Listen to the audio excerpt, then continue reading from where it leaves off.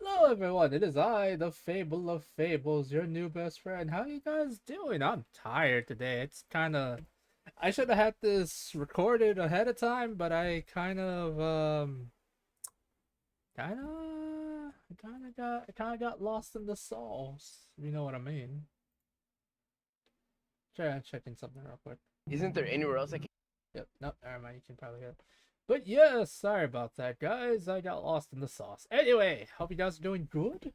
We're reacting to more Fallout stuff. Since it's still Creepy Month, it's almost done. And today's Mech's birthday. Wish him happy birthday. Bully him in the comments section. Bully him, chat.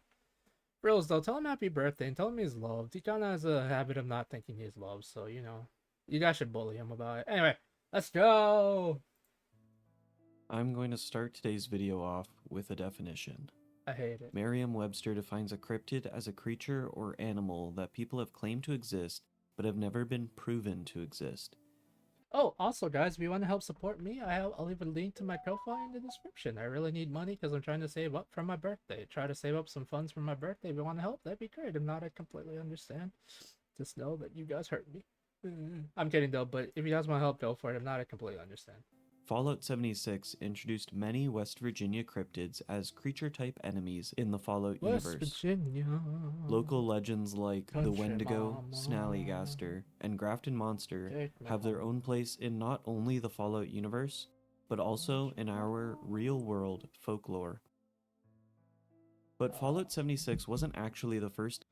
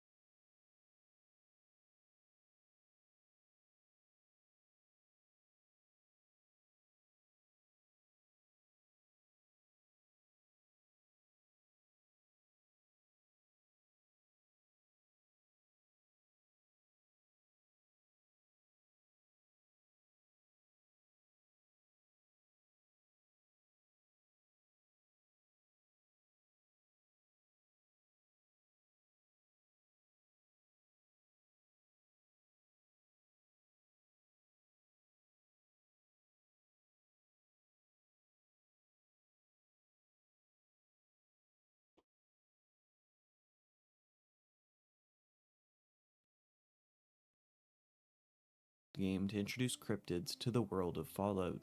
So today, I will explain every Fallout cryptid that has ever appeared or been mentioned in Fallout, as well as explain their real-world folklore, counterparts, what have you. That's actually a good Let's get thing. started. At least now we can kind of figure out what Aliens. is what. The first entry to this list is like Oh my god. No, why did they get me? I'm sorry. I was kind of like, yeah, you know what? No, that's fair. I would like to learn more about the things, and the first thing is aliens. the biggest That one should not too. make me laugh. Maybe. Oh my god. Yep. Aliens, I suppose, could technically be described as a cryptid.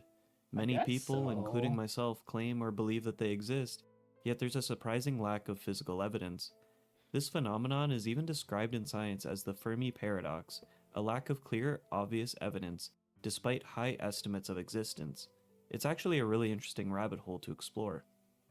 Aliens made their first appearance in Fallout 1 through the alien ship Special Encounter. The remains of 2 alien creatures are found alongside a crashed spaceship. Since, aliens have made consistent appearances throughout the franchise, and were actually, for better or for worse, canonized in the Fallout 3 DLC Mothership Zeta. Before Zeta, I think it was. Yeah, you're right. For the better, or for the worse, it is kind of a bit of a mixed bag, honestly. Depends on if you liked Mothership Zeta. I do like the fact that they were kind of canonized, but okay, that's a mixed bag. aliens were only ever seen in special or random encounters, most of which are deemed non-canon due to their randomness. Zeta changed this, dedicating a full DLC to the lone survivor's abduction by a group of Zetan aliens. In our real world, the most common depiction of aliens is the three-word description, little green men. Believe it or not, the phrase little green men wasn't actually used to describe aliens at first. Originating in the early 1900s, it was more commonly used to describe imaginary mythical creatures like goblins before it described aliens. Oh, really? However, by the 1950s, little green men was often used sarcastically to describe the occupants of a flying saucer. Crazy how Aw, some words and phrases catch on. true. More recently, some form of aliens can be found predominantly in science fiction and fantasy media. While they don't always take on the appearance of little green men, fictional universes like Star Wars or Star Trek are littered with dozens of various alien races. Uh-huh. Though I suppose that Yoda could technically be described as a little green man. Kinda, yeah. Ghosts. I love ghosts. Ghost stories, ghost movies, ghost video games. They're interesting. Something about the paranormal fascinates me. How does one explain the unexplainable? As far as I know, there have been 2 confirmed ghost sightings throughout the entire waste. Sure, sorry. The thing about the paranormal is sometimes some things are better left unexplained or unsaid. However, I do think I would like to learn more about it. The only problem is I'm pretty sure people want to learn about it to try to learn how to harness the energy of ghosts. Land. Anna Winslow and Lucy Grantchester. Anna Winslow appears to the Chosen One in the frontier town of the Den. Her spirit is trapped in the earthly realm after small-time chem dealer Joey stole her locket. The Chosen One can help Anna return to the spirit realm by returning her locket back to her. As for the second ghost sighting, Lucy Grantchester, her tale is one filled with tragedy. Oh yeah? I've made a video about it before, but it might be a bit dated. Long story short, Lucy killed her parents, was placed in a mental institution, Oh proceeded to jeez. escape, and unalived herself in the attic of her childhood home. Lucy Grantchester appears to the sole survivor as they approach the dilapidated home, now a haunted attraction, the Grantchester Mystery Mansion. She can be seen standing in one of the windows as well as running throughout the house as the sole survivor traverses the haunted house. Now, the concept of a ghost has been around for centuries. Many Mesopotamian religions make references to ghosts. Ghosts were thought to be created at the time of death, taking on the deceased person's memories and personality. They traveled to the netherworld, were assigned a position, like a job, and existed in similar ways to that of the living. Living relatives were expected to make offerings to ease the conditions that the ghost was experiencing. If no offerings were made, then the ghost could inflict illnesses and hardships upon the living. In a more contemporary context, the belief system of spiritualism gained ground in the United States from the 1840s to the 1920s. This was the idea that spirits in the spirit world could be contacted by people known as mediums, which could then provide information on the afterlife and whatnot. And while spiritualism receives, as many other religions and beliefs do, a great amount of scrutiny from skeptics and cynics, Yeah. it is still practiced in many English-speaking nations such as the United States and United Kingdom. Flatwoods Monster. Now we've gotten into some of the Fallout 76 cryptids. As these ones are quite a bit more obscure than just aliens and ghosts, I expect this will be a bit more interesting. The Flatwoods Alright. Monster is a deformed Zetan alien fitted with a sort of rocket-powered suit. Wait, so basically for the Flatwood Monster, they use the deformed model of a Satan alien? Interesting. That helps it move around. Its ghastly appearance has caused some to confuse it with a ghost of some sorts. The monster is capable of regenerating health, commanding other creatures through some form of mind control, and is able to teleport around to avoid detection and threats. Its presence was known pre-war, but at the time it was deemed a silly hoax crafted by a man named Colton Pickens. Early one morning, Deputy Walton was called to the scene after reports came in of a naked man yelling atop a hot dog stand. Walton arrested the man, Colton Pickens, and began an interview with him.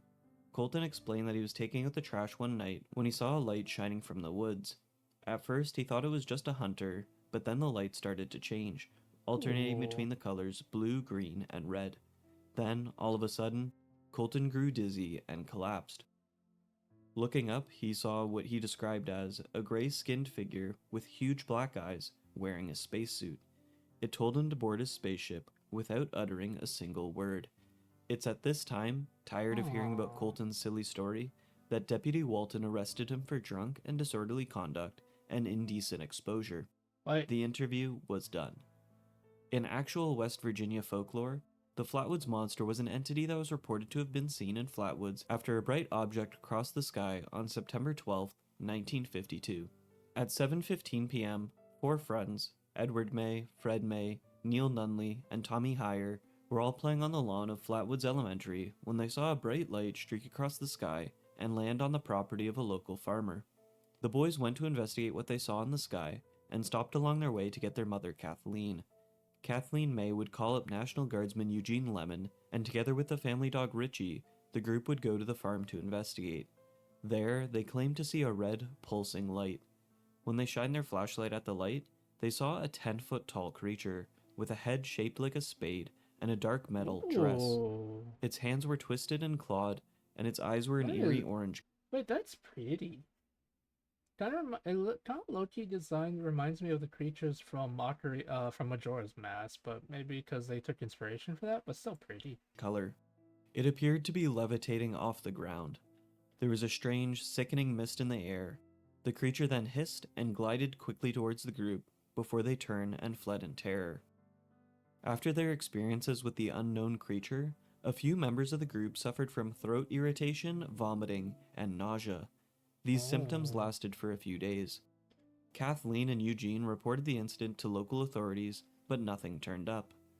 Not long after the first sighting of the Flatwoods Monster, another creature sighting was reported. Audra Harper and her friends were taking a shortcut through a forest to a nearby store when Harper saw a ball of fire on a hill. She initially dismissed it, thinking that one of her neighbors were fox chasing. However, when she turned back, the fire had disappeared, and instead a tall, dark silhouette of a man-shaped figure took its place. Terrified, the group ran. Another sighting occurred the day after the first on September 13th, about 20 miles south of Flatwoods. One night, George and Edith Snidowski were driving through a rural area when their car suddenly died on a deserted road. When George attempted to restart the car, a foul, sulfurous smell filled the air. A bright light flashed, and the couple were met with a 10-foot tall creature hovering in front of the car. The creature, this time, was lacking its spade-shaped hood and appeared reptilian and bony. It dragged its claw across the hood of the car before drifting into the woods. Once the monster had passed the tree line, the couple's car started back up and they sped away. And that is the real-world tale of the Flatwoods Monster. I guess between real life and Fallout, both creatures share their cosmic origins, as it seems that the Flatwood Monster from real life came down from the sky, and Fallout's monster is an alien. The Grafton Monster. In Fallout, the Grafton Monster is the product of an FEV experiment at It's funny because Common told me he was fighting. I was streaming yesterday, and Common told me he fought that monster. It was fun. West Tech's Huntersville location. Using FEV strain FEVS006458, on October 23, 2077, scientists were able to create a stable mutation. A headless, hairless, grayish, leathered beast standing at around 7.5 feet tall. The beast was sedated and put in a truck to be transported off-site. But before it could reach its new destination, nuclear hellfire rained down in the cataclysmic event known as the Great War. Pre-war, the Grafton Monster folklore existed as evident by the Tales from the West Virginia Hills holotape and magazine series and the Grafton Day Parade, though not much else is known. Now, as for real life, the Grafton Monster was first sighted by Grafton Sentinel reporter Robert Cockrell in 1964. On June 16th at around 11 p.m., Cockrell was driving home from work on Route 119 along the Tygart River. It was then that Cockrell saw a large, white entity along the side of the road. Cockrell slowed his car to take a better look. That's when he noticed the beast was huge and appeared to be made of entirely muscle with white, seal-like Ooh. fur. It was only when the monster moved that Cockrell realized it was alive. In response, he quickly drove away. The next day, Cockrell told his editor about the sighting, who quickly dismissed it. But where his employer didn't seem to care too much, the rest of the town did. Cockrell's friends told as much of the town as possible about the beast, and in no time, several monster hunting parties were formed. It didn't take long before over 20 or more sightings of the Grafton monster were reported. However, just as interest in the beast grew fast, so too was it dismissed. Concerned about the large number of weaponized monster hunters, the Grafton police began their own investigation, and on June 19th, 3 days after Cockrell's initial sighting, the Grafton Sentinel published an article dismissing the monster sightings as a result of spring fever and boredom among the locals. Now what's cool is that unlike the Flatwoods monster, it would seem that both the folklore's depiction of the Grafton monster and Fallout's depiction are nearly identical. A leathery white, headless, hulking beast. The Mega Sloth. Okay, so this one is a bit weird, but bear with me. Isaac Garahan, son of Vivian Garahan of Garahan mining fame, wasn't too interested in the family business. He instead liked to spend his time with his pet sloths. After the Great War, his pets escaped, and likely due to radiation exposure or what have you, grew to mega status. Now, while the megalonic sloth was native to North America, that was over 11,000 years ago. Yeah, I was about to say, I'm a little confused because to my understanding, the Mega Sloth was actually an ancestor of the modern day sloth. I think the three-fingered one. I could be wrong. Don't crucify me in the comment section. So I'm wondering why in the world are there giant sloths when that was already like how's that a cryptid when already a fact is that was originally a thing in our history. Because yeah, those things were very scary and dangerous, but compared to modern day sloths, the past ones are super dangerous. The modern day sloths now are just silly babies. But yeah. How does it qualify as a cryptid if we can confirm its existence and Yeah. extinction? Well, there have been reports and sightings of a giant sloth in West Virginia as recent as 2013. How is it possible that an extinct creature still roams today? That is why it makes this list. On July 18th, 2013, a creature dubbed the Virginia Slothfoot was caught on Roger Williams' trail Virginia Slothfoot, bruh. camera. Williams believed the creature was just a young bear with a skin disease, as he noted that he's hunted in the area for years and never found any trace of an unknown animal before. However, a blog suggested the creature was actually a giant ground sloth. It definitely looks pretty weird if it is a bear. Yeah, but to be honest, have you ever seen sun bears? It makes a lot of sense, but still, bears, yeah, no, it's probably a poor bear with a skin disease, poor thing. Mothman. Ah, the Mothman, one of the most popular cryptids on this list, I'd wager. And also one of the only cryptids on this list to maintain its original folklore. In Fallout, the Mothman was a mythical creature described as a half-man, half-moth entity that stalked the area around Point Pleasant. The sensation around the creature created a large following, from casual fans of the creature to cryptid hunters to conspiracy theorists. The legend of the Mothman led to a number of tourist attractions, including the Mothman Museum in Point Pleasant. And while the creature's folklore was deemed as just a fun hobby for most, and didn't garner interest from the scientific community, a secret cult began to form. The cult of the Mothman worshipped the mythical being. As an impending nuclear threat was on the horizon, the group attempted to commune with the creature, hoping that the being could provide shelter from the global threat. On October 22, 2077, the Mothman appeared to one follower, Brother Charles. Charles told his comrades about the Mothman's parting words, speaking about an apocalyptic flood that would happen the following day. However, Charles also received a vision from a purple-eyed Mothman later the same day, and used the creature's wisdom to guide his followers to the Lucky Hole mine instead. Presented with conflicting statements from what appeared to be a single Mothman, some chose to stand on their roofs, while others sought the shelter of the mine. Come the Great War, only those who followed Charles into the mine survived. From here, the cult of the Mothman split into two, the Dim Ones and the Enlightened, each worshipping a different eye-colored Mothman, red and purple, respectively. And that's essentially the Fallout lore for the Mothman. Now, much of it is shared between real life and Fallout, except for the cult of the Mothman bit. On November 15th, 1966, two couples from Point Pleasant told police that they saw a large gray creature whose eyes glowed red when the car's headlights picked them up. I feel like the Mothman is kind of one of the most talked about cryptids in like ever. I don't know, is that fair to say that it kind of feels like Mothman is one of the most well-known ones compared to Bigfoot as well? They described it as a large flying man with 10-foot wings and following their car as they were driving. In the coming days, police received several more reported sightings. 2 volunteer firefighters described it as a large bird with red eyes. From here, the legend only grew. Several people connected the collapse of the Silver Bridge in 1967, which killed 46 people, to the Mothman, including a 1975 book about the beast. A movie based on the book would later be released in 2002. Point Pleasant, in an attempt to draw more tourism to their town, would host their first annual Mothman Festival in 2002. This tradition would continue, bringing 10,000 to 12,000 people to the town every third weekend in September. In 2016, an alleged photo of the creature was published by WCHS-TV, Charleston's local television network. Guys, you don't understand. The Mothman owes me money. So if you see him, you gotta beat him up and tell him, yo, save him money. We'll fight him. And that is the legend of the Mothman. Sheep Squatch. I feel like I can't really talk about the Sheep Squatch without first addressing the Sasquatch. Although no Sasquatch appears in Fallout, the famed story of a large bipedal ape-like creature exists in the game's universe. The April edition of Backwoodsman magazine features the phrase, "hardy as a Sasquatch," providing evidence, albeit very little evidence, that at least the average pre-war Fallout citizen would have heard of Bigfoot or a Sasquatch.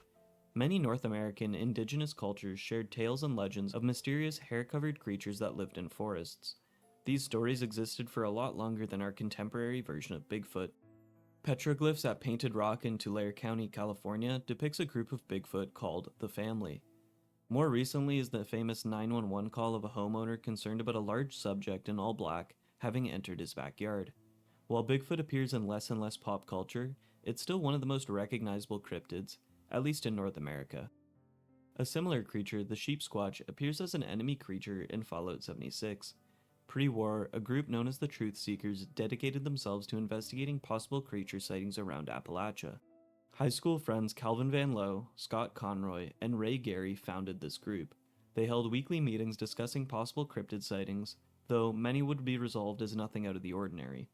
A monster was mistaken for a cart of laundry or an albino bear. When Calvin started school at Vault-Tec University, he would excuse himself from the group, dedicating that time to his studies instead. Following his eventual graduation, Calvin would be hired by Beisch Company and be tasked with engineering products for the company from a secret lab in the basement of his sister's taxidermy business. One of his projects involved developing false rumors and sightings of the infamous Sheep Squatch. The goal was to stir up public concern, causing land prices to drop so that Beisch could buy out the area. Oh god. Calvin was provided with 2 Assaultron units to make this happen. Oh, I hate that. That's way too realistic. Oh, so gross. Believing Sheep Squatches to be real from his Truth Seeker days, Calvin decided the best way to go about accomplishing this task would be to create a fake girl Sheep Squatch, initiate some sort of mating ritual to lure a real boy Sheep Squatch, and then capture it so that he could eventually release it, I guess. The girl Bit of a Squatch. janky plan, Calvin, but you do you. Anyway, as you may have guessed, this backfired. The imposter Sheep Squatch would escape Calvin's lab, maiming him in the process. Unbeknownst to Calvin, whether it be one of God's unholy creations, or a product of a mutation caused by the Great War, real Sheep Squatches seem to exist, posing as an enemy in the wasteland. As for real life, the Sheep Squatch, or the White Thing, have been described as a woolly white beast. Most of its reported sightings come from the southwestern regions of West Virginia. As far as I know, the first reported sighting of a Sheep Squatch was in 1994, when a former Navy seaman saw a white beast exit the forest to drink water from a creek. He watched the beast for a while before it ducked back into the brush. Later that year, 2 children reported seeing a large white bear stand on its hind legs. Startled by the children, the beast ran off into the nearby forest. More recently, in 2015, a group of campers near Folks Run claimed to have seen a beast that was nearly 10 feet tall, crouching at the top of a hill. The beast began to run in the direction of the campers, crossing the river that separated the campers and the beast. Dude, holy crap, almost 10 feet tall? That's huge. No, that's horrifying. Jesus. When it emerged from the water, the campers claimed it looked like a bipedal dog. Before the Sheep Squatch could continue its charge, a loud screech was heard, momentarily paralyzing the creature. The Sheep Squatch whimpered before running in the direction opposite of the noise. It's unknown today what made that screech. And that's sort of it for the Sheep Squatch. Outside of being the featured topic in an episode of a monster hunting show called Monsters and Mysteries in America, it's just a local cryptid with not a whole lot of pop culture recognition. Snallygaster. The Snallygaster might be the most different between Fallout 76 and American folklore. In Fallout, the Snallygaster is the offspring of an FEV mutant. On October 14th, 2077, a week or so before the Great War, at the Appalachian West Tech location, FEV strain FEVS006443 produced a successful mutant.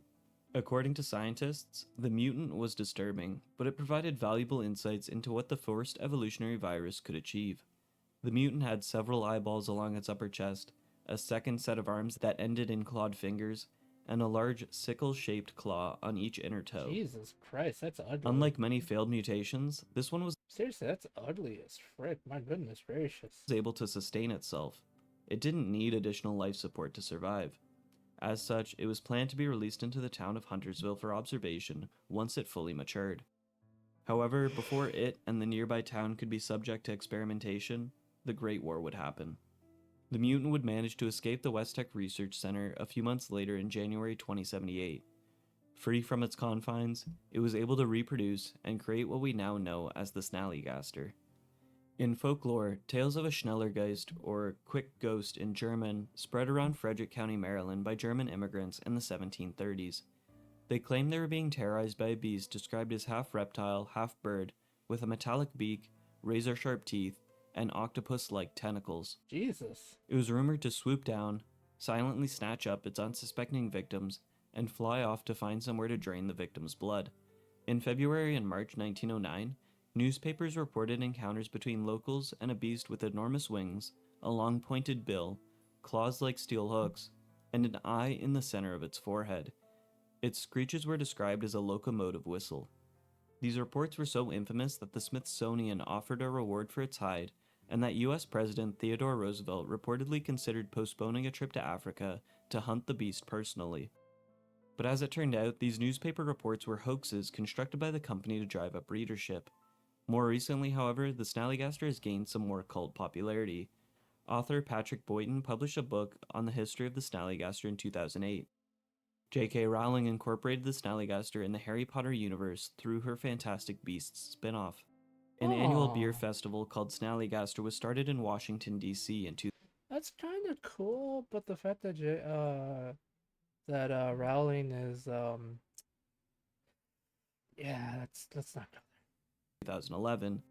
And in 2021, a cryptozoologist in Maryland opened the American Snallygaster Museum in Libertytown, Maryland. Who would have thunk a creature first reported in the 1700s would become so Fantastic Beasts spin-off? Wait, what? An annual beer festival called Snallygaster was started in Washington, D.C. in 2011. And in 2021, a cryptozoologist in Maryland opened the American Snallygaster Museum in Libertytown, Maryland. Who would have thunk I want to go there. a creature first reported in the 1700s would become so popular today? Wendigo. The Wendigo is probably my favorite cryptid on this list. I remember fighting Earl Williams for the first time, and man oh man, that was an adventure. Guys, I want to go to freaking Libertytown, Maryland. That sounds amazing. So creepy, freaky, and fun. In Fallout, the origins of the Wendigo are still a bit of a mystery. What we do know is that they are some sort of a humanoid mutant. There are 4 named Wendigos, and each of their post-human transformations involved the act of consuming human flesh. There's Morris Stevens, the progenitor Wendigo. He was the former leader of the cannibal raider faction, the Gormonds. He was exiled from the group after being caught consuming another Gormond member, breaking their strict rules. He and his wife Edie Stevens would take up shelter in a cave where Morris's cravings worsened, and eventually leading him to consuming his own wife, and later transforming into the progenitor Wendigo. Then there's Camp Counselor Nia. Nia was a former Pioneer Scout counselor at Camp Adams. Nia began seeing strange things in the stars, and when one of her campers vanished, she ventured into the night alone, trying to figure out what exactly was going on. During this solo expedition, she was somehow transformed into a Wendigo and began stalking the other campers at Camp Adams. Then there's Scott Conroy. Remember Calvin Van Lowe's Truth Seekers? Well, Scott Conroy was one of them. After failing to find evidence of a sheep squatch, Scott resorted to ghost hunting. His pursuit Oh of the no. paranormal led him to the sunken church, where he would find himself falling into a sinkhole. A sinkhole at the sunken church? Who would have thought? Anywho, Scott was now trapped in the sinkhole after the fall broke both his legs. By day 2 of being stuck, another unlucky soul fell in. Kevin, a park ranger, was now keeping Scott company. This boosted Scott's morale as Kevin taught him a whole bunch of stuff about survival. Kevin promised that people from his park ranger division would be searching the area any day now. But unbeknownst to both, while in the sinkhole, humanity and Earth were ravaged by nuclear destruction. 3 weeks later, Scott writes that he's going to die down here. Not much else would come until 2 weeks later when another person fell in, Mickey. Mickey said he was a part of a gang of chefs. In reality, he was a part of the Gormons. Yep, those Gormons. An indiscernible amount of time later, Mickey killed Kevin, and the pair would eat him. Oh god. Sometime later, Scott would eat Mickey too. Oh no. By 2103, a Wendigo named Scott Conroy can be found stalking the sunken church. And the last named Wendigo is the Wendigo Colossus Earl Williams. Earl was a miner in the Monongah. Jesus Christ, that design. Not much else would come until 2 weeks later when another person fell in, Mickey. Mickey said he was a part of a gang of chefs. In reality, he was a part of the Gormons. Yep, those Gormons. An indiscernible amount of time later, Mickey killed Kevin, and the pair would eat him. Sometime later, I hate this new YouTube update. Scott would eat Mickey too. By 2103, many folks of Appalachia were the Gormons. Yep, those Gormons. Yeah, An indiscernible amount of time later, Mickey killed Kevin, and the pair would eat him. Sometime later, Scott would eat Mickey too. Oh my god. By 2103, a Wendigo named Scott Conroy can be found stalking the sunken church. And the last named Wendigo is the Wendigo Colossus Earl Williams. There it is. Holy crap, that design goes hard. I want to fight it. Guys, that design goes fucking hard. Holy crap.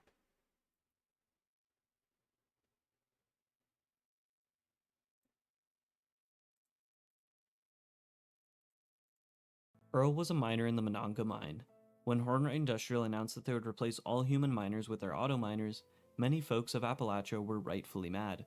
Those miners living in the Monongah township decided to enact some revenge by stealing a bunch of stuff from the mine. However, while they were looting the mine, mining supervisor Deke Sykes would blow up the entrance to the mine, trapping the angered miners. Oh, damn. I think I just said mine like 40 times in that last sentence. You kinda did, yeah. With no other option, the miners would begin to eat the bodies of those who died in the explosion or those who starved to death that refused to commit cannibalism. By 2103, no miners were left. The only thing inhabiting the depths of the Monongah mine is a massive Wendigo named Earl Williams. Before I begin, there's a lot of contention surrounding the subject of Wendigos. This mostly revolves around its portrayal in Western media, including Fallout. From reading many wikis, articles, and 2 published journals, I've learned a lot. I'll do my best to be sensitive on the subject while also being concise and informative. The misappropriation of the Wendigo could probably be its own video, but I shouldn't be and won't be the one to make it. Anywho, in folklore, the description of a Wendigo varies wildly depending on the culture. Though many view the Wendigo as a malevolent, cannibalistic, supernatural being that is strongly associated with winter, the north, coldness, famine, and starvation.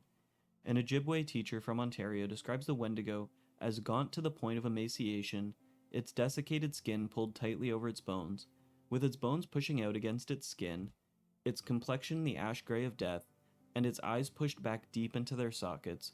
The Wendigo looked like a gaunt skeleton recently disinterred from the grave.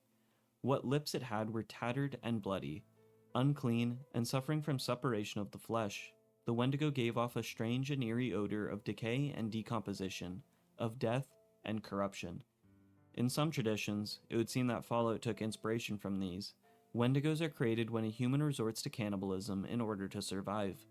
In other traditions, the Wendigo is merely a concept, a lesson against greed and excessive consumption. Someone is said to be possessed by the Wendigo spirit when they seek to unravel and destroy the ecological balance around them. Now, this is where the contention and appropriation I mentioned before comes in. In pop culture, the Wendigo has unfortunately taken on its own version, separate from original indigenous sources. One of the first appearances of a character inspired or named after a Wendigo in non-Indigenous literature is Algernon Blackwood's 1910 novella, The Wendigo. Blackwood's work received well-placed Interesting.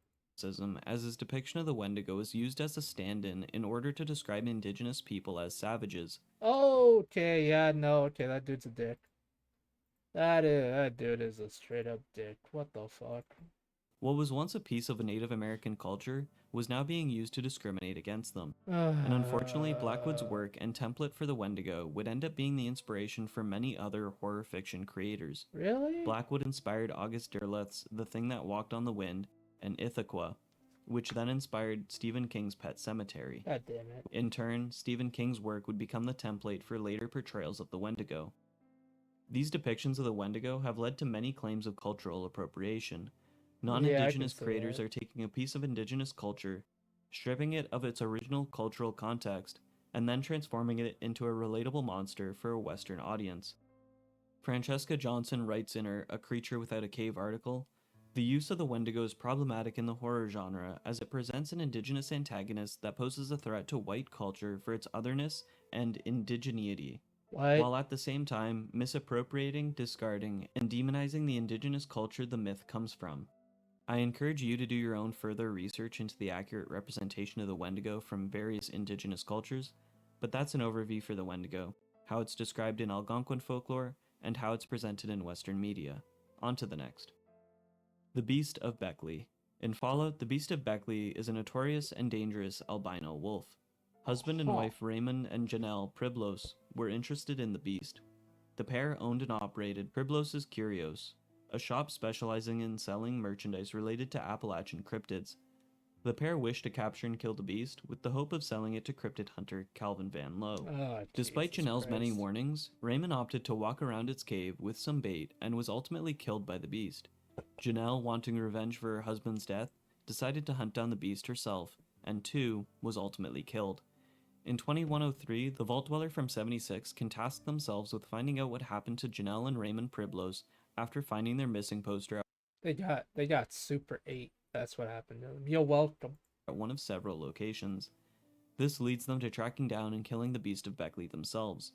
Now, as for the legend of the Beast of Beckley, I admit I had a hard time finding something that related to the cryptid in real life. I found 2 articles that seemed somewhat related, even if loosely, to a creature similar to the Fallout universe's Beckley Beast. One described a tall black creature with 4 yellow eyes and sharp teeth patrolling the woods near Beckley. It was a hulking 6-foot-tall humanoid beast that didn't really do much but roar, stare at people, and run away. Now, outside of the name, I'll admit that it's not really anything similar to Fallout's Beast of Beckley. Even in the editor's notes, they claim that it was the first time that they've heard of a 4-eyed creature that stalked the woods around Beckley. As for the second article, it told the tale of a predator killing livestock at the coal camp of Fireco in the 1930s. One witness described it as 10 feet long and powerful enough to snatch the heads of fully grown hogs. It could rip up clumps of earth that weighed more than 50 pounds.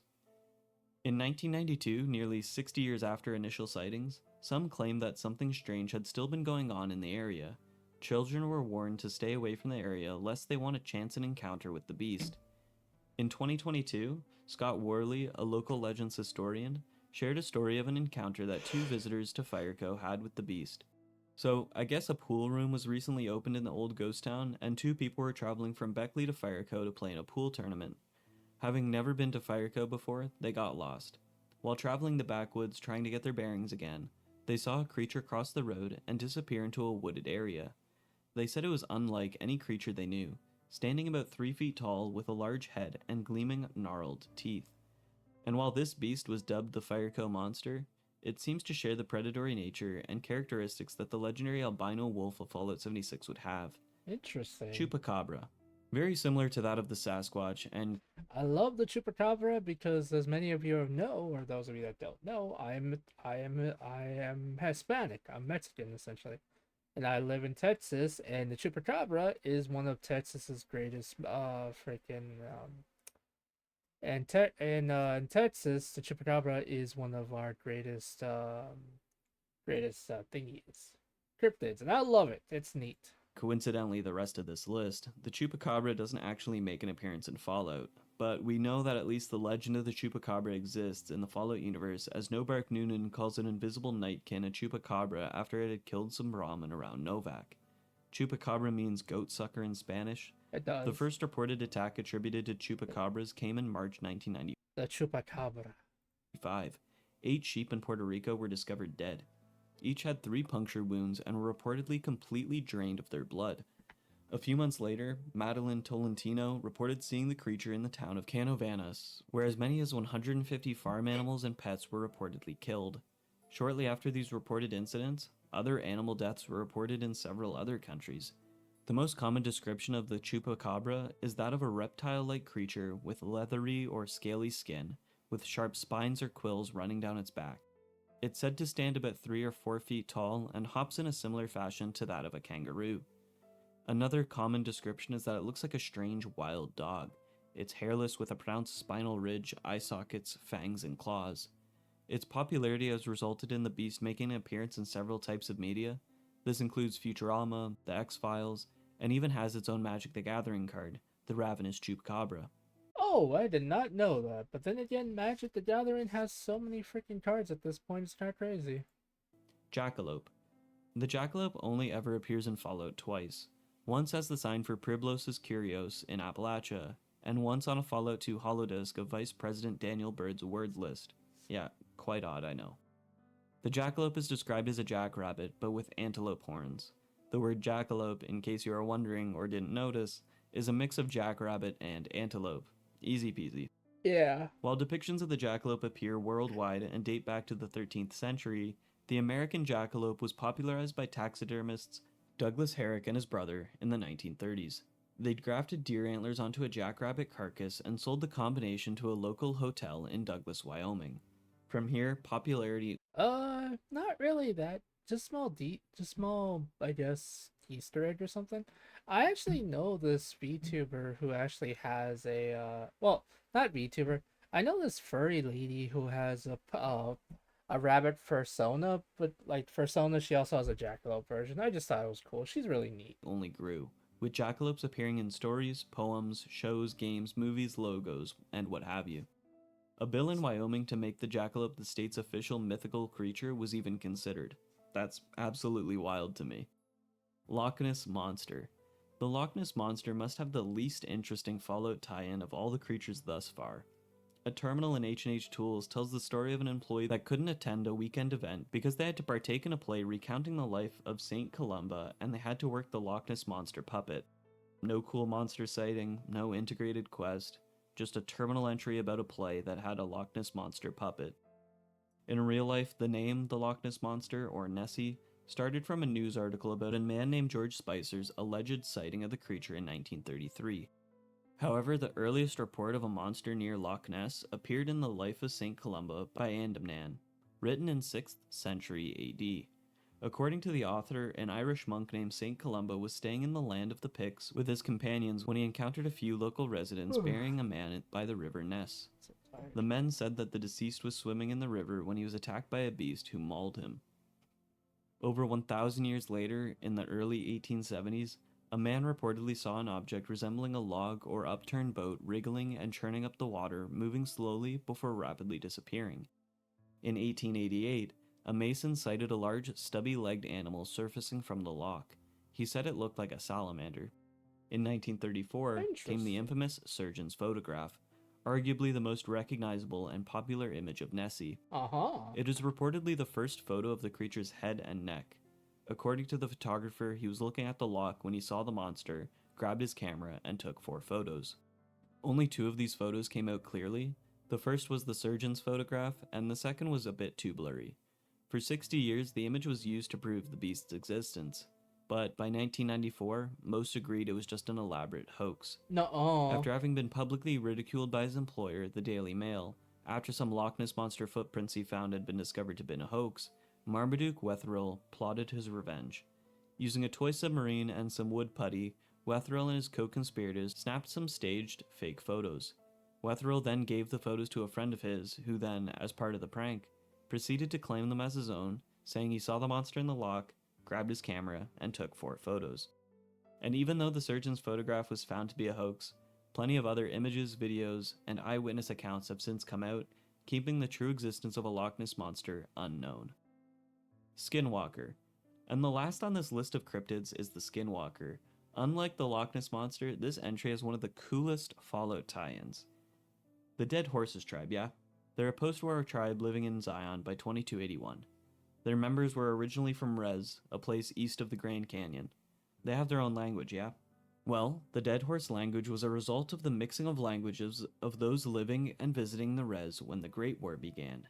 It is a unique combination of English, German, and Navajo. Interesting. When a Dead Horse member loses track of a person in-game, they sometimes shout, Yi Nad Lo Shi. In Navajo, the word for a skinwalker is Yi Nad Lu Shi. Do you see where I'm going with this? Yeah, I do see The where only you're going with appearance or use of the term skinwalker in Fallout is from a generic dialogue in another fictional language that is based on non-fictional languages that an NPC uses when they've lost track of their target in combat in a random DLC. How freaking cool is that? I didn't even know that before I started my research for this video.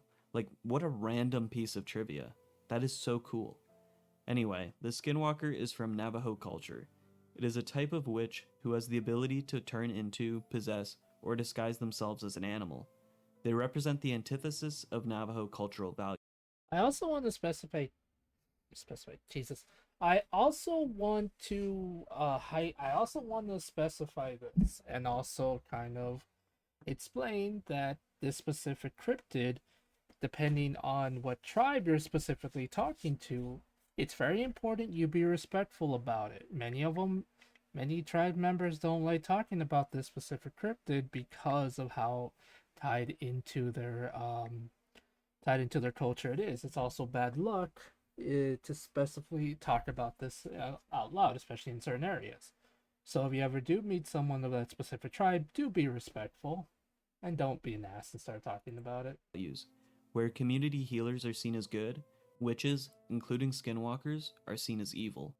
And as with the topic of the Wendigo, the cultural significance and background of the skinwalker has been often misappropriated by Western media, Yeah, a little often too being much. portrayed as relatable monsters.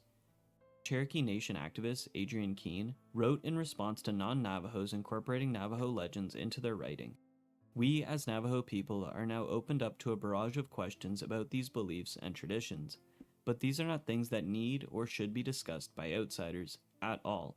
I'm Indeed. sorry if that seems unfair, but that's how our cultures survive. And I will take that as my cue to end the video. That is. Although I will be honest, although I do respect the culture, there is sometimes culture should be shared. Probably that shouldn't specific things shouldn't. But I just want to say this: sometimes certain cultures should be shared because if not, the culture will be lost forever. And sometimes I guess certain cultures just want to, lose that forever. There's 15 Fallout cryptids explained, their in-game lore and appearances, their out-of-game real-world origins, descriptions, and legacy. If you liked the video, be sure to share and subscribe. Have a good rest of your day. Cheers. Colton Pickens, I'm arresting you for drunken disorderly conduct and indecent exposure. Indecent what? What are you talking about? I didn't do anything wrong. Colton, I found you on the roof of your shack, buck naked, yelling at the top of your lungs. Your Buck blood alcohol naked. was .23. Alright guys, if you like this kind of content, do like, comment, and subscribe. If you want to help support me, I'll leave a link in my Ko-Fi. My birthday's in like 3-ish months. I want to try to save up some money to buy some stuff. If you guys want to help, that'd be amazing. If you guys don't want to help, then I understand. I will judge you very, very harshly. Super harshly, in fact. Too harshly. I'll be angry. Nah, I'm kidding. But real talk, yeah, if you guys want to help, then go for it. If not, I understand. Christ.